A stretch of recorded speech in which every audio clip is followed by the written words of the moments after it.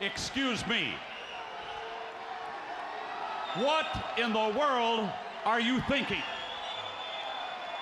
Mean Gene, the first thing you need to do is to tell these people to shut up if you want to hear what I gotta say.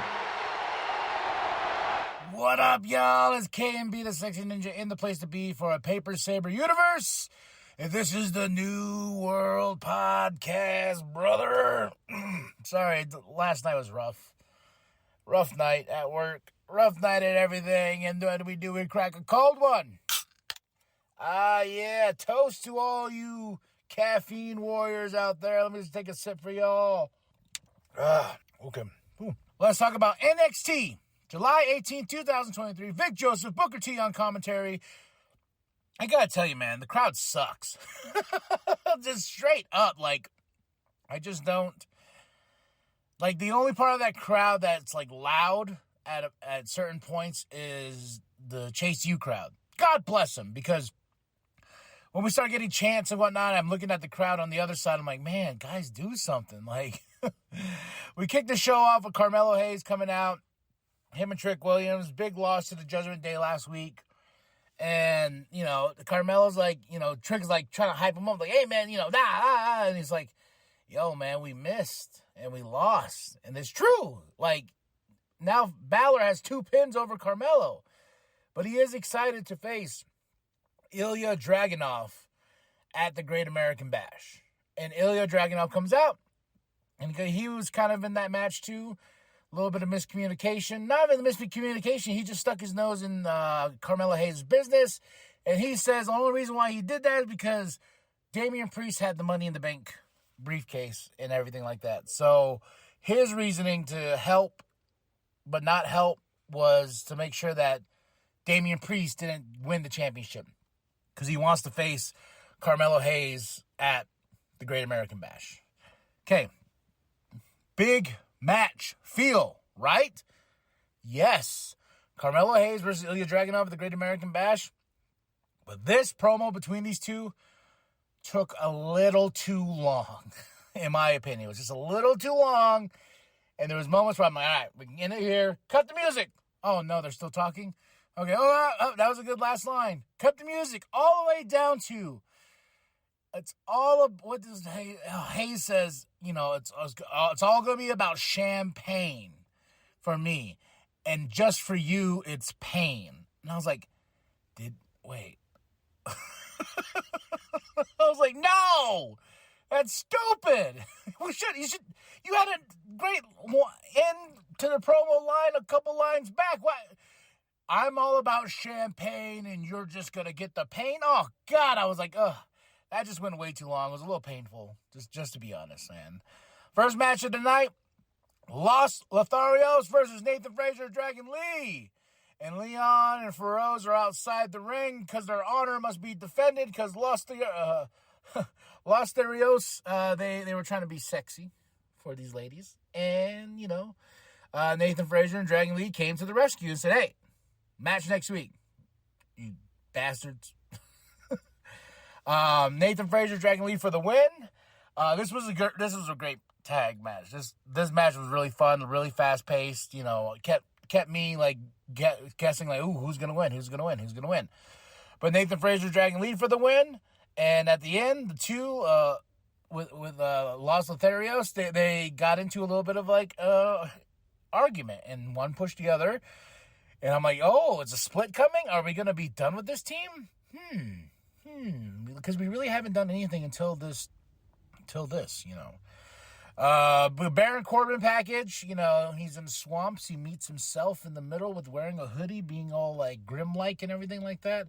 So, Baron Corbin's coming face to face. And what I really like what they did visually, as somebody who likes visual things being told to them on the screen, is as he's going through this swampland and he sees this other Baron Corbin, this really fierce, menacing with the hoodie and everything like that, looked a little bit bigger than the Baron Corbin that finds him. I just visually, the way it looks was the other Baron Corbin was just a little bit bigger.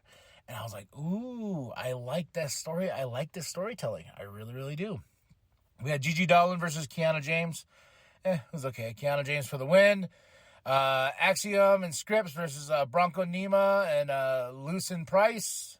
Hope I said his name right. Lucien Price. Sorry, my apologies. My handwriting's terrible sometimes. Bronco and Price for the win. This was fun. The D'Angelo family, big reunion. They had a little backstage thing where they showed him getting out of jail and everything like that. That was pretty cool. I've been watching this storyline for a while develop, but it's all going to come down to the D'Angelo family versus Gallus at the Great American Bash for those NXT Tag Team Championships, and I'm all for it. I'm all for it, man. I really did enjoy the segment, like, a lot. And as little as, like, they're playing on the Italian thing so hard with the mafia style and stuff like that. This was fun for what it was. As stupid as it was fun getting down to now. This is all going to come down to a match for those titles, and I feel like the D'Angelo family is going to get the title. And I like the fact that, like, yeah, so we Stacks tricked y'all, and it goes 2 months earlier, and they play this package. Yeah, because Don knew the whole time. We had Mello and Trick backstage, and then Schism got in their face, and Dragunov comes in, but this sets up a big 6-man tag team match next week. Thea Hale with Duke Hudson versus Elektra Lopez, and she's with Lola Vice. Awesome match, especially it ending in a submission. As much as I don't like the Chase U stuff, Thea Hale is growing on me, and I think if she can, like, tone down that attitude, I think she could be a megastar. But she cuts a promo. She calls out Tiffany. Tiffany comes out.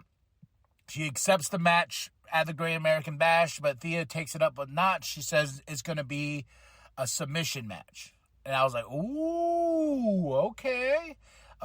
Then Tiffany says, no, he's not going to be one. And Thea's like, oh, yeah, got that ass and got her, made her tap. And she's like, okay, fine, it'll be a match. And I'm like, all right. Are we going to see Thea Hale hold that championship? Hell yeah. We had really cool stuff backstage, though.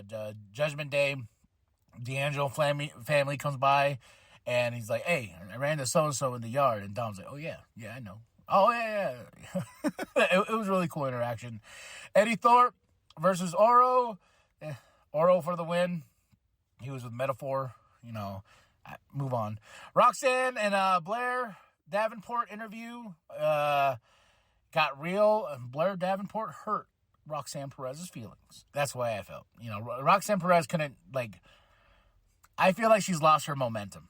I'm just going to put that on Front Street. I feel like she's lost her momentum. They're going to face each other at the Great American Bash, and I think it's going to be a really great fight, a really great match, and these two are going to beat the shit out of each other. But I think what happened with Roxanne is, they caught lightning in the bottle with her, and it just went,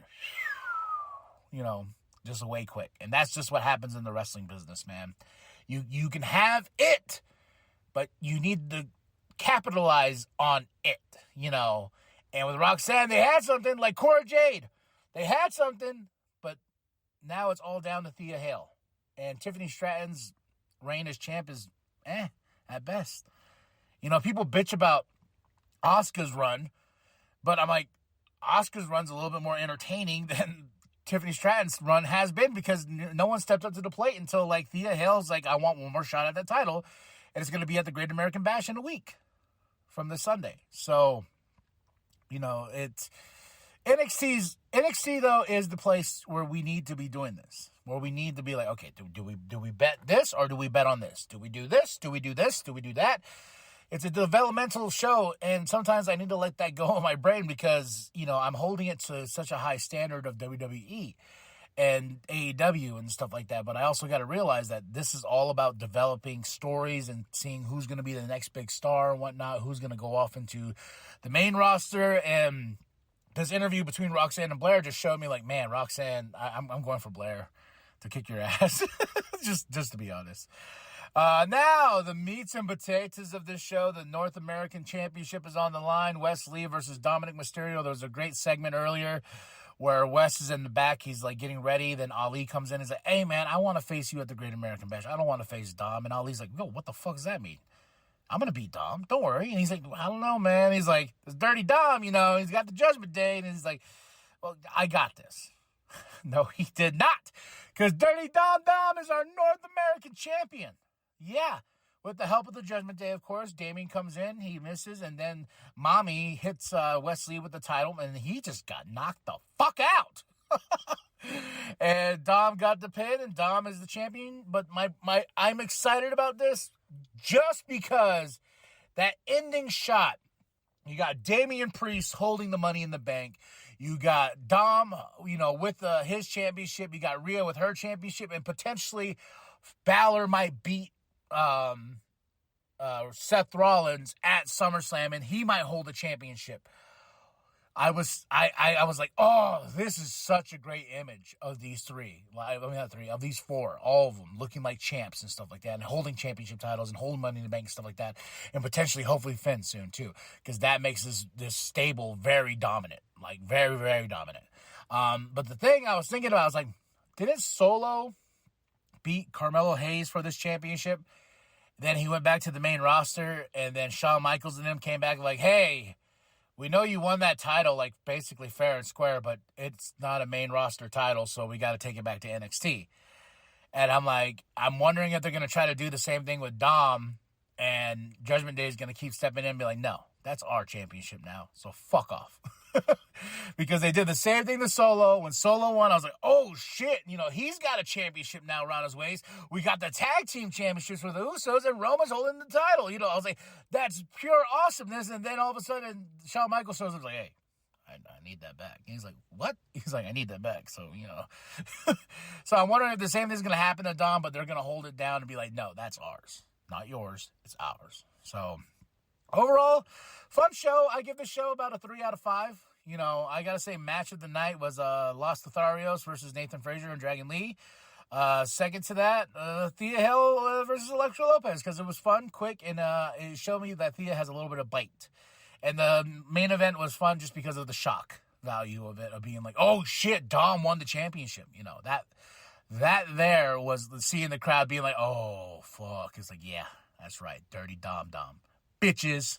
But that's it. That's all. Tell me what you thought of the show. Drop those comments below. Hit that like. Hit that subscribe. Share it with your grandma. Share it with your grandpa. Share it with the bum down at Walmart. Go to ProWrestlingTees.com/New World Podcast. Go get yourself that sweet NWP logo created by Penta X. He's got a new album coming out here very soon.